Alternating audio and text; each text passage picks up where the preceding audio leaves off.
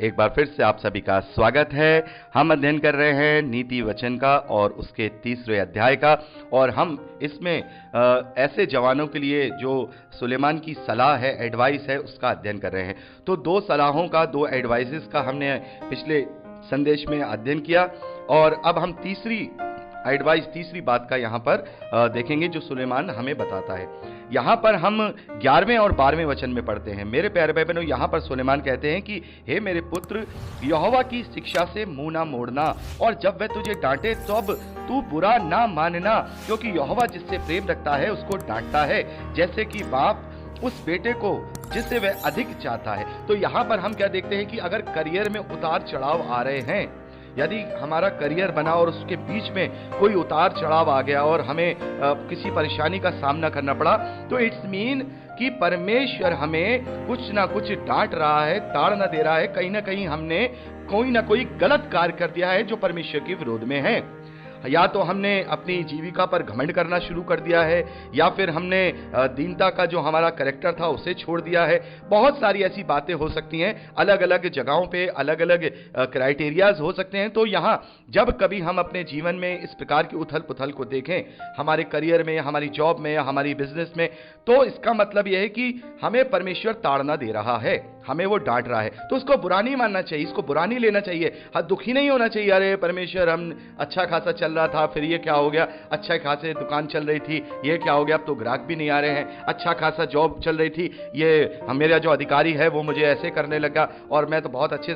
क्यों? क्योंकि कहीं ना कहीं हमारी कमी है, क्योंकि परमेश्वर ने जब उसे बढ़ाया था तो इसका मतलब परमेश्वर की योजना थी, और अब हम उसमें नहीं बढ़ पा रहे हैं या कोई उसके अंदर इंटरप्शंस आ रहे हैं, तो इट्स मीन कि ये परमेश्वर की डांट है, ये परमेश्वर की ताड़ना है। तो बुरा नहीं मानना, बल्कि सजग होने का उस वक्त टाइम है। बिल्कुल अपने आप को तैयार प्रार्थना में कर लीजिए कि हे प्रभु, मैंने कहां गलती कर दी है, और अपनी गलती को वहां पर ढूंढना है। अगर ना मिले तो प्रार्थना करना है, एक एक चीज को जांचना है, अपने चरित्र से लेकर अपने कार्य करने के तरीके तक को, कि कहीं हमने किस तरीके से कोई काम तो नहीं किया है। तो क्या करना है, ये सोच करके कि परमेश्वर चाहता है कि उसकी योजना मेरे और आपके जीवन में पूरी हो, तो वो कह रहा है परमेश्वर कि नहीं, तूने ये गलती करी है, इससे सोच, इसको सॉर्ट आउट कर कि क्या गलती की है। तो ये तीसरी चीज हमें ध्यान रखनी है कि यदि करियर में या हमारे भौतिक जीविका में या बिजनेस में या किसी भी प्रकार से अगर हमें वहां उतार चढ़ाव देखने को मिल रहे हैं, तो इस मीन कि परमेश्वर हमें ताड़ना दे रहा है। उसे बुरा नहीं मानना, बल्कि ये सोचकर कि परमेश्वर हमसे प्रेम करता है, उस डांट को समझना है। और जैसे जब एक पिता जब डांटता है, तो एक अच्छा बेटा जो होता है, एक जो समझदार बेटा होता है, उस डांट को लेकर के उस गलती को सुधारने की कोशिश करता है। वैसे ही एक अच्छे बेटे की तरह अपनी गलतियों को सुधारने की हम वहां कोशिश करें। ये अपने पूरे करियर में हम जब भी ऐसा होता हुआ देखें, तो अपने आप को जरूर जांचें और जांच कर अपने आप को बदलने की कोशिश करें। चौथी बात मेरे प्यारे भाई बहनों, चौथी बात, जब हम अपना करियर बनाएं या अपने करियर में चल रहे हैं, ये बहुत ही महत्वपूर्ण बात है। क्या होता है कि जब हम परमेश्वर की योजनाओं से जब अपने किसी भी चीज को शुरू करते हैं और उसमें हम बहुतायत से आशीष को पाते हैं, तो हमारा जो है मन फूलने लगता है, और दुनियावी वस्तुओं को फिर हम क्या करते हैं, पहला स्थान देना शुरू कर देते हैं। आपने कई बार देखा होगा, शुरुआत में तो परमेश्वर परमेश्वर परमेश्वर करते रहते हैं, उसके बाद दुनिया की वस्तुओं की तरफ उनका दिमाग चलता रहता है। दुनियावी वस्तु हम ये कर लें, वो कर लें, ये प्राप्त कर लें, और बहुत सारे लोगों को तो महत्वाकांक्षाएं आ जाती हैं। बहुत सारे लोगों के अंदर तो ये चीज आ जाती है कि हम ये गेन कर लें। उनको अगर प्रभु ने इसे योग्य बनाया है कि उनके पास अच्छी खासी कोई 4 व्हीलर है, तो उनके दिमाग में ये रहता है कि नहीं, अब मुझे तो फरारी खरीदनी है, अब तो मुझे हेलीकॉप्टर खरीदना है, अब तो मुझे बड़ा एक अभी कोठी की है, अभी तो मुझे बंगला करना है। ये सारी चीजें आ जाती हैं। ये सारी चीजें नहीं आनी चाहिए। 13वें वचन से लेकर मेरे प्यारे भाई बहनों, 13वें वचन से लेकर 16वें वचन तक हमें यही बात समझाई जा रही है। यहाँ जो सुलेमान है वो कह रहे हैं, क्या ही धन्य है वे जो मनुष्य जो बुद्धि पाए, और वह मनुष्य जो समझ को प्राप्त करे, क्योंकि बुद्धि की प्राप्ति चांदी की प्राप्ति से बड़ी है, उसका लाभ चोखे सोने के लाभ से उत्तम है। वह मूंगे से अधिक अनमोल है, और जितनी वस्तुओं की तू लालसा करता है, उनमें से कोई भी उसके तुल्य ना ठहरेगी। तो मेरे प्यारे भाई बहनों, यहाँ पर हम क्या देख रहे हैं, बुद्धि का भ्रष्ट होना क्या है, हमारा डाउनफॉल का शुरुआत होना है। तो बुद्धि को लेकर के अपने साथ ले। बुद्धि क्या है? परमेश्वर का भय। तो इन सब चीजों में ना पड़ें। संतुष्टि बहुत बड़ी चीज होती है। यदि हमने इन सब चीजों में अपने आप को डाल दिया, अपने आप को अगर इन चीजों में डाल दिया, तो उसका मतलब ये हो गया कि परमेश्वर के भय को हम इन सारी बातों को बड़ा, परमेश्वर के भय से ज्यादा इन सारी बातों को हम जो है क्या दे रहे हैं? प्रायोरिटी दे रहे हैं। तो यहां पर वो परमेश्वर का भय, अपने जीवन को परमेश्वर की आज्ञा पालनता के साथ जीना, सब कुछ उस चांदी की प्राप्ति से भी बड़ी है जिसको हम प्राप्त करना चाह रहे हैं। उत्तम लाभ जो है चोखे सोने से भी उसका जो लाभ है वो उत्तम है, मूंगे से भी अधिक वो अनमोल है। तो हमें इस धरती पर इन तमाम भौतिक वस्तुओं के प्रति लालची नहीं होना है, जिससे कि हमारा जो बुद्धि है वो भ्रष्ट हो जाए। क्योंकि यदि हमने अपने जीवन में संतुष्टि के साथ अपने जीवन को, अपने करियर को नहीं जिया और केवल एक बिल्कुल एक पशु समान, एक गधे समान केवल इस कार्य के लिए कार्य करते रहे कि हमें दुनियावी वस्तुओं को लेना है, परमेश्वर ने तो बढ़ा दिया, लेकिन परमेश्वर गिराने वाला भी है, ये भी याद रखिएगा, और परमेश्वर छोड़ने वाला भी है। देखिए, दो कारण हो जाएंगे हमारे जीवन में। यदि हम परमेश्वर के डरवैये हैं, हम परमेश्वर से प्रेम करने वाले हैं, तो क्या होगा? परमेश्वर हमें ताड़ना देगा, हमारे बिजनेस को डगमगाएगा और हम अपने आप को क्या करेंगे? उस डांट को देखेंगे और अपने आप को सुधार लेंगे। लेकिन हम नहीं सुधरेंगे और परमेश्वर ये देखेगा इसने तो पूरी तरह से मुझे छोड़कर शैतान को अपना लिया है। क्योंकि कई बार ऐसा होता है ना, हम अपने करियर में आगे बढ़ते हैं, बिजनेस में आगे बढ़ते हैं, तो बिल्कुल परमेश्वर को तो हम पूरा एक ताक पे रख देते हैं। फिर अपनी बुद्धि से पैसों के लालच में, महत्वाकांक्षाओं को करने के लिए हम फिर बुरे बुरे शैतानी काम करने भी लगते हैं। ऐसे में क्या होगा? ऐसे में आपको परमेश्वर कभी ताड़ना नहीं देगा, आपका बिजनेस कभी नीचे नहीं गिरेगा, धीरू भाई अंबानी की तरह बढ़ता चला जाएगा और आप दुनिया में सब कुछ प्राप्त करते चले जाएंगे। लेकिन परमेश्वर की योजना से, जो अनंत जीवन की योजना है, उससे विहीन हो जाएंगे। तो ये हमें नहीं चाहिए। हमें इतना चाहिए कि हमारा जो परिवार है वो भी धन्यवादी के साथ रोटी खाए। हमारे परिवार में जब कोई हमारा अतिथि आए तो वो भी धन्यवादी के साथ रोटी खाए, प्रभु के लिए रोटी तोड़ें, और जब कोई हमारे घर जरूरतमंद आए तो उसके लिए भी हमारे पास देने के लिए कुछ हो, और इज्जत और संतुष्टि के साथ अपने जीवन को जिए। तो कभी इन चीजों के पीछे मत भागिए। जरूरत को और आवश्यकता को समझिए। अगर आपको जरूरत, आपके घर में जरूरत है कि आपके घर में 4 व्हीलर होना चाहिए, तो परमेश्वर देख रहा है, परमेश्वर करने वाला है, वो कर देगा। लेकिन आपके अंदर इच्छा नहीं होनी चाहिए।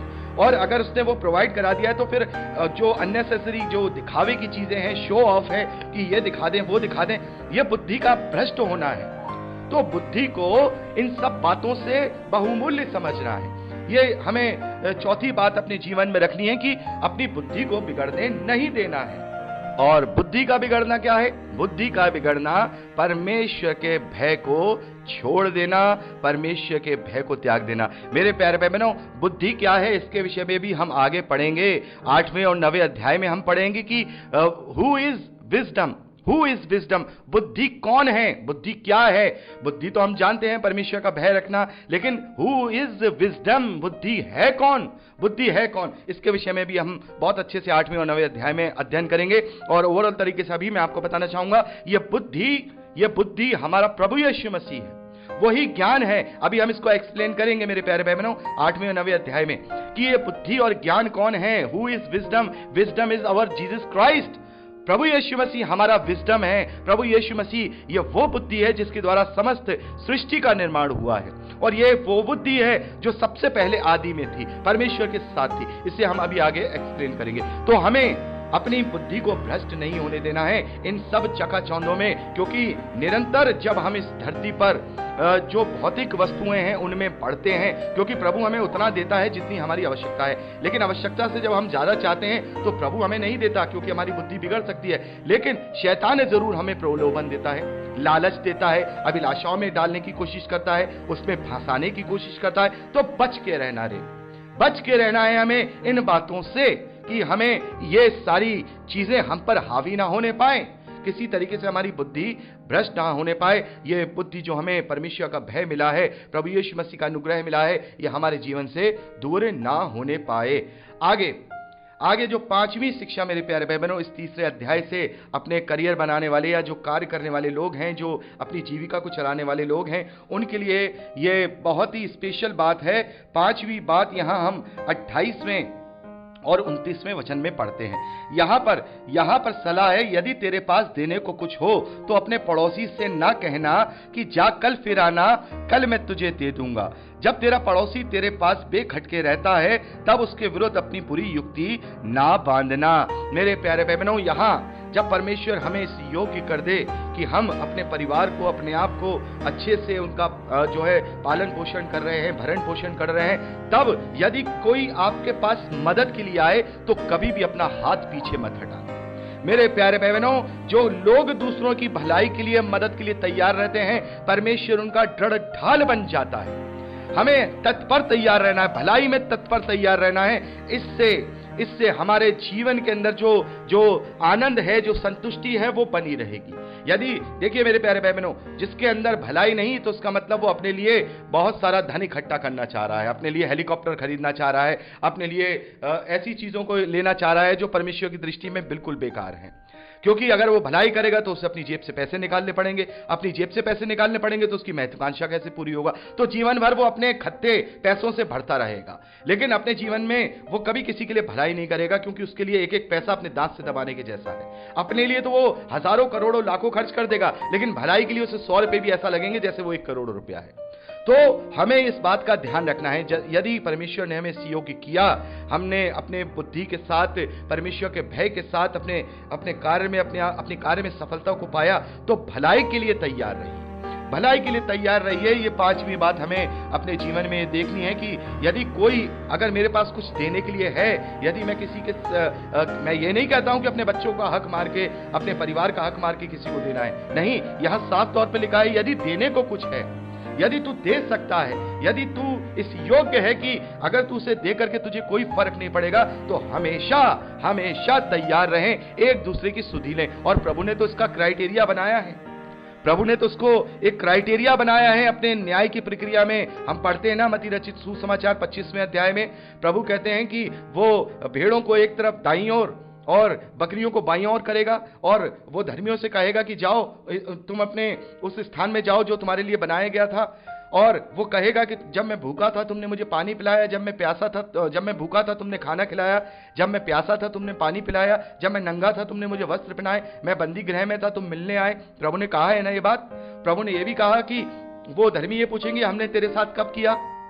तो प्रभु क्या कहते हैं, जो कोई मेरे छोटे से छोटे भाइयों के साथ इस प्रकार का बर्ताव करता है वो मेरे साथ बर्ताव करता है। तो भलाई करने को तत्पर तैयार रहें। विश्वास के द्वारा उद्धार तो मिलेगा, लेकिन विश्वास को हमें जीवन में रखना भी तो है। तो ये 5 चीजें, जब हम जो बिजनेस करने वाले हैं, जॉब करने वाले हैं, जीविका को चलाने वाले लोग हैं, जिन्हें परमेश्वर ने इस योग्य बनाया है कि वो अपने परिवार का भरण पोषण करते हैं, तो ये 5 बातें अपने जीवन में हमेशा याद रखें। जब भी कोई कार्य करने जाएं, अपनी समझ का सहारा नहीं लें, परमेश्वर को संपूर्ण तरीके से अपने आप को समर्पित कर दें। दूसरा, अपनी उपज का, अपने जो भी हमें अर्निंग हो रही है उसका पहला परमेश्वर को अर्पित करें। जो भी हमारे मन में, जो भी हर्ष के साथ, ये नहीं है कि 10वां हो, 20वां हो, 50वां, जितना प्रभु हमारे मन में डाले, हमें हर्ष हो, प्रभु के लिए उससे निकालें। तीसरा, अगर कहीं उतार चढ़ाव होते हैं तो अपनी गलतियों को देखें, कहीं परमेश्वर के विरोध में तो हम कोई कार्य नहीं कर रहे, क्योंकि परमेश्वर की डांट हमें उस वक्त पड़ रही होगी। चौथा, बेकार के लालच में ना फंसें, जरूरत की वस्तुओं की तरफ ही ध्यान दें और परमेश्वर के भय को, बुद्धि को इन सारी वस्तुओं से भी अधिक प्रिय जानें। और 5वीं, हम हमेशा भलाई के लिए तत्पर तैयार रहे। ये 5 सलाहें ऐसे युवकों को, ऐसे जवानों को, ऐसे भाइयों को, ऐसी बहनों को यहाँ पर जो सुलेमान है वो दे रहे हैं, जो जीविका की तलाश में है, या जो जीविका में जी रहे हैं, या जिनके पास रोजगार है या बिजनेस है, जो भी कुछ यहाँ हम देखेंगे। तो अब हम बात करते हैं उन चार इंपॉर्टेंट आशीषों की, जो भौतिक रूप से ऐसा करने से, इन सारी बातों को अपने जीवन में लेने से हमें परमेश्वर की ओर से मिलती हैं। तो ये अब हम अगली रिकॉर्डिंग में करेंगे। प्रभु आपको आशीष दे।